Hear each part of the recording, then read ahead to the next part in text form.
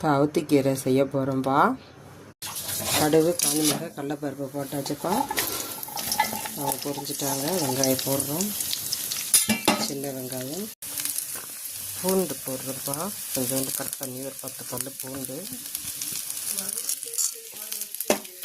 Same முருங்கைக்கீரை செய்கிறது போல தான்.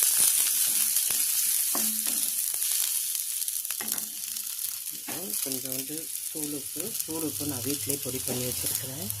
கல்லுப்பை லைட்டாக சாதா கல்லுப்பை வானலில் லைட்டாக ட்ரை பண்ணிவிட்டு வறுத்து வச்சுருக்கும்போது நல்லா இருக்குப்பா. கொஞ்சம் பெருங்காயத்தூள்,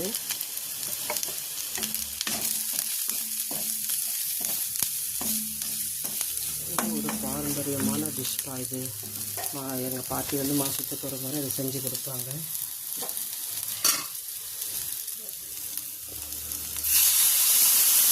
கொஞ்சமாக தண்ணி, உப்பு கம்மியாக தான் போடணும்.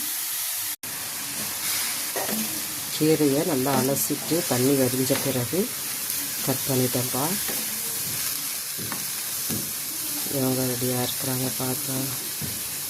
மல்லாட்டையை நிலக்கடலை வேர்க்கடலைன்னு சொல்கிறவங்கள நல்லா வறுத்துட்டு தோல் நீக்கிட்டு பொடி பண்ணி வச்சுருக்கிறேன். ஒரு 5 நிமிஷத்தில் ரெடி ஆகிரும்ப்பா. வேர்க்கடலையை நுணுக்கி வச்சுருக்குறப்பா. வறுத்துட்டு ஆற வச்சு அவ்வளோதான்ப்பா. ரெடி ஆகிட்டாங்கப்பா. பாரம்பரியமான அவுத்திக்கீரை பொரியல் மாதத்துக்கு ஒரு முறை சாப்பிடுங்க. வெயிட் ஏறணுன்றவங்க வாரத்துக்கு ஒரு முறை கூட சாப்பிடுங்க. உடம்பு அல்சருக்கு நல்லதுப்பா. வெயிட் ஏறணுன்னா அடிக்கடி சாப்பிடலாம். இல்லைனாக்கா மந்த்லி ஒன்ஸ் சாப்பிட்டாலே போதும். நாட்டில் செஞ்சு சாப்பிடுங்க. எங்கள் பாட்டி இப்படி எங்களுக்கு செஞ்சு தருவாங்க. இது பாரம்பரியமான டிஷ்ஷுப்பா. வணக்கம்ப்பா.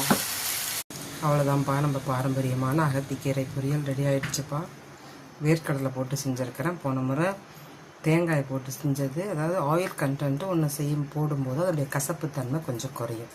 ஆக்சுவலி அந்த கசப்புத்தன்மை உடம்புக்கு நல்லது தான். நமக்கு அப்படி சாப்பிட பிடிக்காதுன்னா அது கொஞ்சம் சரி பண்ணி சாப்பிட்டுக்கிறோம்ப்பா.